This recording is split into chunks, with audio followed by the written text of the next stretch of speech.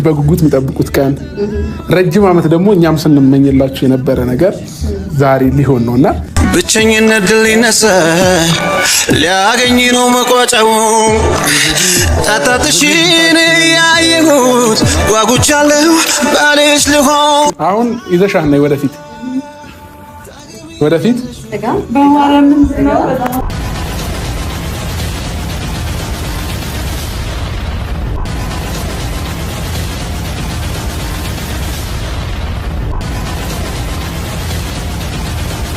ዳረከው ሱፍ እንደ ሜሎ እንዳጎረስካት እንደ ጉርሻዋ ብሩኬና ፎቶ እንግዲህ መቼም አይነጣጠሉም። የብሩኬ ስታይል ግን በጣም ያስቀኛል። ቤተሰብ ሰላም ጤና ይስጥልኝ። ክብራንና ክብራን አድማጭ ተመልካቾቼ በያላችሁበት የዓለም ዳርቻ ሰላማችሁ ይብዛ። ላይክ፣ ሼር፣ ሰብስክራይብ ለሁሉም ይድረስ ማለት ነው። ቡራዬና ሩትዬ በአዲስ ኢንስታግራም እንትናቸው ላይ ፖስተው ነበረ። እንግዲህ ቡራዬ እችላለሁ ነው እምላችሁ ብሏል። ብሩኬ በነገራችን ላይ እንደው በቃ ስታይሉ በቃ ጧት ማታ ፎቶ ሳይነሳ አይውልም። ለምን እንደሆነ አላውቅም። በቃ ለምዶበታል። ምንም ማድረግ አትችሉም። ይሄ ቻይና ስልክ ከመጣ ጀምሮ ህዝቤን አበላሽቶታል ማለት ነው። እና ሩቲ ምን አለች ማለት ነው? ወርቅ ያለ ቦታው ረካሽ ነው ብላለች። በጣም ምንም አልተሳሳሽም። ያለ ቦታሽ ከተገኘሽ ሁልጊዜ እንደረከስክ ነው ለማለት ነው። እንግዲህ መልእክቷን ለአቶ አብርሃም ማለት ነው።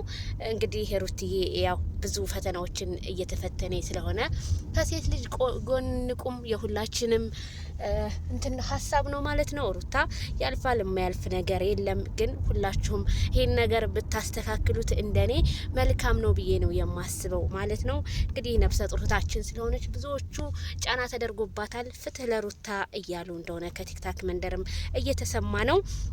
አብርሃም ታዲያ ትናንትና ጽጌና ዳኒ እንግዲህ ቀለበት ሲያስርላት እዛ ፕሮግራሙ ላይ በጣም አስተናጋጅና እንዲሁም ሲያጨበጭብ ነበረ በቁንጣ ማለት ነው። እና እንዴት ለሚስቱ ክብር ሳይሰጥ ለሌላ ሰው ለጽጌ እንዴት ክብር ሰጠ? የሁሉም ሰው ጥያቄ ነው። እና በዛ ግን ተናዶ ምናምን ነው የሚመጣው አብርሃም። በሰው ቪዲዮ ላይ ግን ሲመጣ በጣም ደስተኛ ሀቢ ሆኖ ነው የሚመጣው። እና ለምን ያኔ እኔ በጣም ብዙ ጊዜ ጥያቄ ይሆንብኛል። የሰው ልጅ ተጣልቶ ቤቱ መቀመጥ እንጂ ያለበት እንዴት ሰው ድግስ ላይ ይገኛል? እና ጽጌ በዚህ አጋጣሚ እንኳን ደስ ያለሽ፣ እንኳን ለዚህ ሰዓት በሰላም አበቃሽ ብለናል። እንግዲህ ዳኒና ጽጌ እንጃ ደስታችሁ ደስታችን ነው እውነት ከሆነ። እኔ ግን እንደው አያመንኩኝ አይደለም፣ ልብ እየተጠራጠረ ነው ማለት ነው። እናንተስ ምን ትላላችሁ? ቤተሰብ በኮሜንት እስቲ አስተያየት ስጡ ማለት ነው። በሌላ ፕሮግራም እንገናኝ። ባይ ባይ።